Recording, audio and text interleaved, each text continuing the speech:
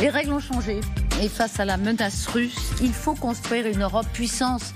C'est ce qu'a dit Emmanuel Macron hier dans son discours à la Sorbonne, pendant lequel il a défini les priorités européennes selon Paris pour les années qui viennent. Mieux se défendre, ça passe par quoi? Le président français a assuré qu'il allait d'abord inviter dans les prochaines semaines ses partenaires pour bâtir une initiative européenne de défense qui soit crédible face aux missiles russes, incluant peut-être un bouclier antimissile européen. On l'écoute. L'Europe doit savoir défendre ce qui lui est cher, avec ses alliés, à chaque fois qu'ils sont prêts à le faire à nos côtés, et seuls, si c'est nécessaire. Est-ce que pour ça, il nous faut un bouclier antimissile? Peut-être. Est-ce en augmentant nos capacités de défense, et lesquelles? Sans doute.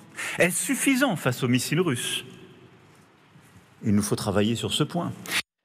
Parce que, dans le fond, que se passe-t-il si un missile, j'allais dire c'est de la science-fiction, un peu moins qu'il y a 2 ans et quelques, si un missile russe tombait sur Berlin, par exemple, que se passerait-il en matière strictement militaire? On va d'abord essayer de comprendre ce que c'est que ce bouclier antimissile. Jade Partouche, vous avez regardé de très près. Est-ce que l'Europe a commencé à se doter d'un système de ce style, alors, cette dimension? Effectivement, ce serait sur les rails. L'Europe songe à se doter effectivement d'un tel système appelé Sky Shield. C'est le programme qui a été lancé fin 2022, un système de défense donc anti-aérien pour protéger le ciel européen d'une éventuelle attaque. Ce que vous voyez là, le programme Sky Shield, est en fait calqué sur l'Iron Dome israélien, le dôme de fer israélien qui a le bouclier de défense, je vous le rappelle, le plus perfectionné au monde et qui a fait ses preuves pas plus tard qu'il y a quelques semaines contre l'attaque iranienne. La version européenne associerait en fait 3 technologies pour 3 zones d'interception. D'abord les missiles allemands, les missiles Iris-T pour une interception à courte portée, les missiles américains Patriot pour une interception à moyenne portée et les missiles israéliens de défense pour une interception à très longue portée. Comment ça fonctionnerait? Eh bien exactement comme le dôme de fer. Le Sky Shield serait équipé de plusieurs radars chargés de détecter un tir ennemi, d'identifier ce tir-là, d'envoyer les informations à un centre de contrôle qui va ensuite analyser la trajectoire de ce tir ennemi. S'il y a une probabilité que cette roquette envoyée par un pays tiers touche des civils ou des infrastructures, eh bien, un tir de bouclier est déclenché pour aller anéantir le tir ennemi. Si la trajectoire de la roquette prouve que la roquette, a priori, va tomber dans un terrain vague, eh bien, le bouclier ne fait rien. Le dôme de fer agit dans un rayon de 4 à 70 km. C'est assez facile puisque Israël est plus petit. Il faudrait probablement l'adapter à un espace européen. Mais le projet est déjà sur les rails puisqu'en lançant le programme Sky Shield en 2022, une vingtaine d'États membres de l'Union européenne ont déjà signé un premier protocole d'entente et l'Allemagne a déjà fait un chèque de plus de 3 milliards d'euros, de 3,5 milliards d'euros précisément, en septembre dernier aux Israéliens. Merci beaucoup. Donc un dôme de fer à l'européenne. Merci beaucoup, Jeanne. Je vous repose cette question. Aujourd'hui, par exemple, si un missile tombait sur Berlin, qu'est-ce qui se passerait en matière de défense? Eh bien, écoutez, l'Allemagne est un pays appartenant à l'OTAN, donc ça serait une attaque contre l'OTAN, et ça engagerait immédiatement une réaction de l'OTAN dans son entier. C'est-à-dire une réponse certainement, alors mesurée, quelle serait-elle? Ça sera discuté entre les alliés, mais sous l'égide des États-Unis. Mais côté allemand, l'Allemagne elle ne peut que se protéger.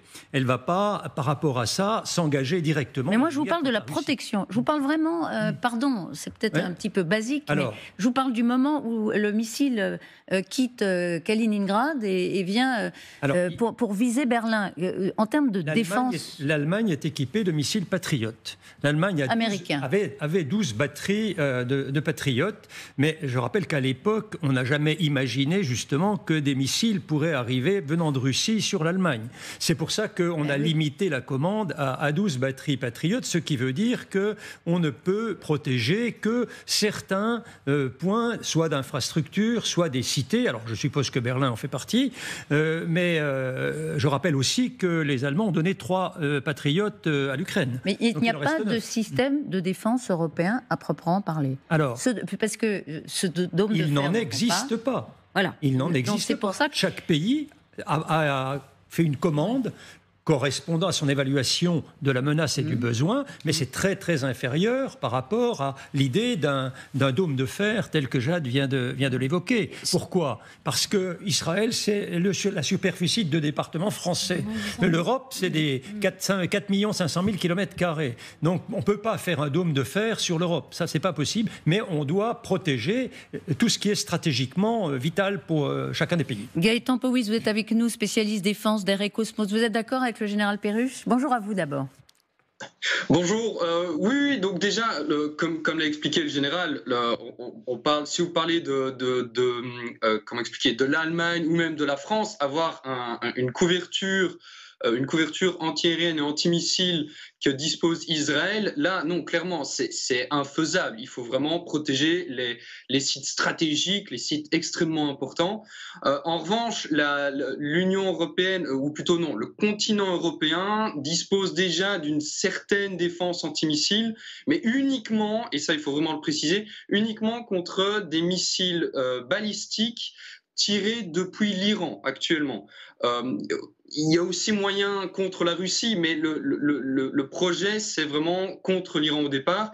Et l'idée, c'est d'utiliser le missile antimissile balistique SM-3 américain, qui se trouve actuellement, il est déployé via 4 navires, 4 destroyers pour être précis, à Rota en Allemagne et qui se baladent en fait en mer Méditerranée, ainsi que sur 2 sites terrestres. En Pologne en Pologne, il va passer sous commandement OTAN, je crois, cette année mi-2024, et en Roumanie. Merci. Mais alors, vraiment, j'insiste. Je voudrais qu'on revienne sur ce projet de bouclier antimissile, Gaëtan Powys. Est-ce qu'il est utile, est-ce qu'il est nécessaire, est-ce qu'il est indispensable aujourd'hui pour qu'on soit protégé par cette nouvelle menace ?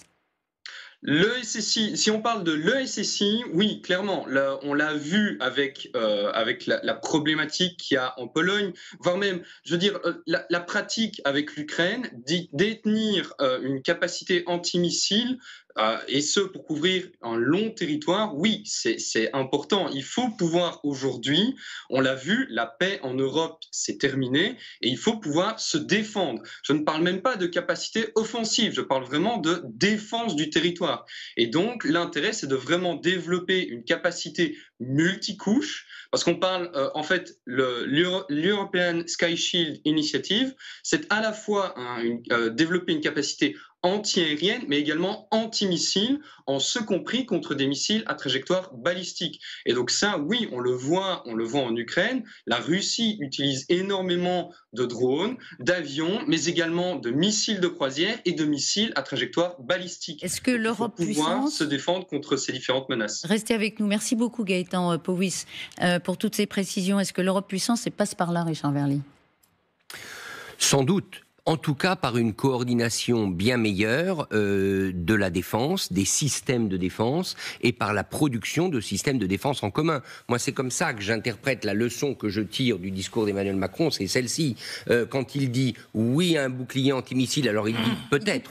Mais parce qu'il n'était pas chaud, pardon. Non, mais pour une raison simple. Il était sur les freins avant. Pour une raison simple, c'est parce que la France a son propre système de défense antimissile et que Emmanuel Macron n'a pas nécessairement envie que le vainqueur ou que la firme qui profiterait d'un bouclier antimissile européen soit la firme américaine qui fabrique les Patriots, c'est-à-dire Raytheon.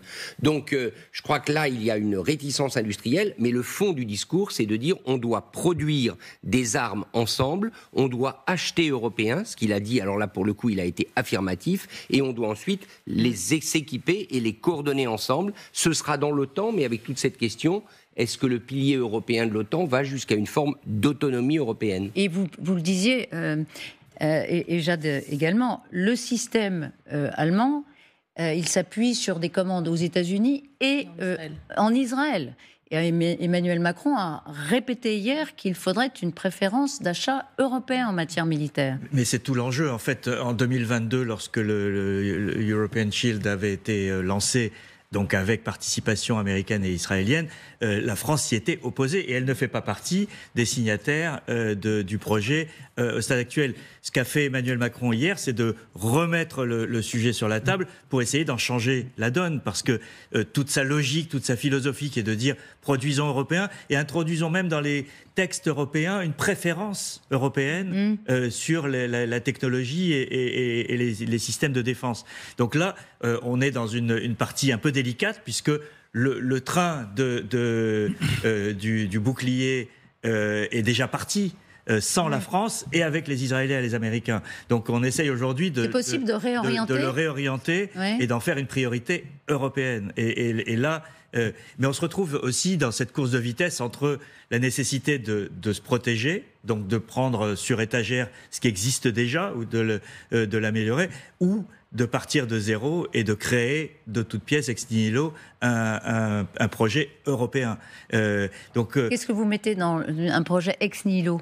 C'est-à-dire les trois couches dont on parle et qui sont celles qui sont à l'œuvre en Israël, de les faire avec des technologies européennes. De tout reprendre. Et donc d'être autonome en termes d'industrie, de brevets, de technologie, et de ne pas dépendre à chaque fois d'un feu vert soit américain, soit plus problématique encore, israélien. Il y a des pays européens, l'Allemagne, mais d'autres aussi, qui n'ont pas pensé européen au moment où ils ont lancer des projets éventuellement avec leurs partenaires. C'est en fait la petite révolution culturelle à laquelle appelait hier le président. C'est que, et on l'a vu depuis 2 ans, il l'a dit lui-même d'ailleurs, 3/4 des dépenses de défense qui ont été faites depuis le début de la guerre en Ukraine ont été faites aux États-Unis, en fait. Les pays européens, y compris les Allemands, lorsqu'ils ont annoncé leur méga projet de 100 milliards d'euros, et première chose qu'ils ont annoncé, c'est les achats de F-35, donc des avions. Et c'est cela que Emmanuel Macron voudrait voir changer, juste pour une question de volume. Parce que la défense européenne, elle existe, elle est perfectible à l'échelle de l'Europe, mais quand même, elle pèse déjà 270 milliards d'euros. Ça, c'est le budget de l'Union européenne. Aux États-Unis, c'est beaucoup plus. Mais vous voyez, c'est comparable à la Chine. Alors, la Chine est sur une dynamique tellement puissante qu'elle va sans doute aller très vite au-delà des 270 milliards. La Chine est un seul pays, et nous sommes un continent, oui. Un continent avec des logiques nationales qui sont mises en commun sur certains projets. Et c'est la grande différence avec la Chine, qui est un pays hyper centralisé et qui est capable de rationaliser ces 270 milliards, alors que nous avons une duplication, une multiplication des systèmes. Par exemple, si vous prenez l'aviation, vous avez aujourd'hui les avions français, les avions germano-britanniques et les avions suédois, par exemple, qui se partagent ce marché, plus les avions américains. Donc c'est une complication que les Chinois ou les Américains n'ont pas.